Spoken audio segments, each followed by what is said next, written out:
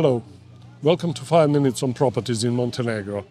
We are in lovely Budva and today we are covering a very important topic about illegal properties in Montenegro. My colleague Pavle Pustachia will help us. So Pavle, could you please tell us what are illegal properties? When we say illegal properties in Montenegro, we essentially mean properties built without a building permit. These properties are mainly located in areas outside of city cores. Life goes ahead of plans, so people were building houses and real estate before these urbanistic plans could be adopted by the municipalities and the ministry. So that's why today we have a fairly large number of illegal objects in Montenegro. What is the number of such objects? Well, so far we've had more than 60,000 claims for legalization process, but in our estimate there are more than 100,000 illegal objects currently in Montenegro. In the last 7 years, as I said, more than 60,000 claims for legalization. We've had about 3,200 successful legalization processes, and we had about 20 to 30,000 processes still ongoing. About 10,000 were declined. So Pavle, is it safe to buy such property? Yes, definitely. You can buy a property without a building permit. It's legal. You can. The notaries will allow it. The laws will allow it. You can become the owner, legal owner of these properties. There are some disadvantages, though. For example, you cannot buy this property through a bank loan. You cannot get a mortgage on this property. But other than that, legally, you are 100% the owner, and you can use your property as any other property in Montenegro. What if I buy such property? For example, I'm guessing you know one of the questions that arise is, will someone come and say you need to tear it down, or even in the worst case scenario, you need to pay for the dump to be taken away?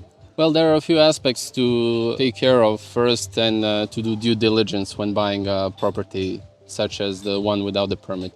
First of all, it's important to see if the legalization process has already started by the current owner of the house, by the seller. Another thing is to check if the house has been built before 2018. 2018, this year is specific because this is the year when the satellite photo footage was done by the ministry to check the current state of existing objects. If the object was built before 2018, it can be legalized, the process can begin, and you can successfully legalize that object. But if it was built after 2018, then it's impossible to legalize this object.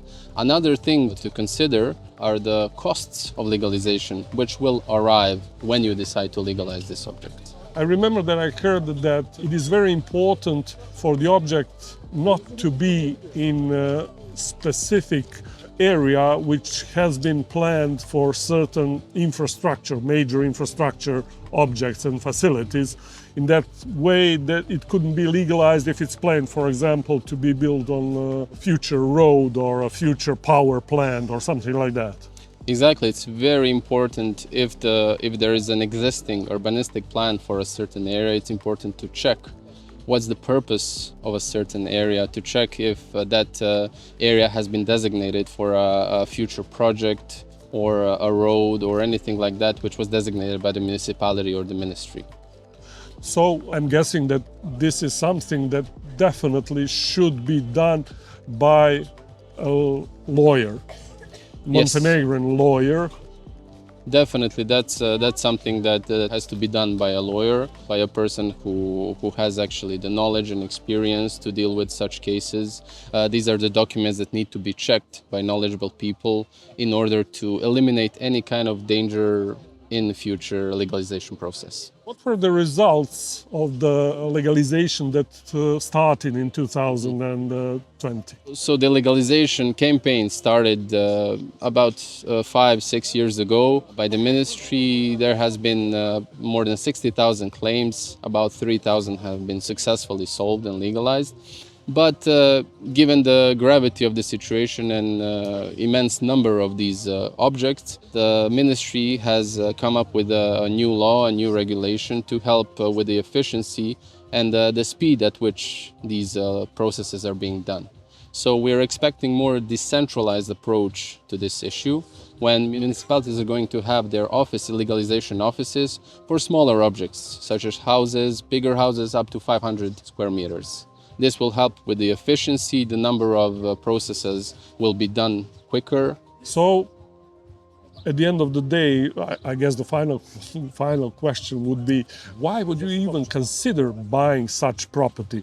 Is this economically more interesting? Is it cheaper? How?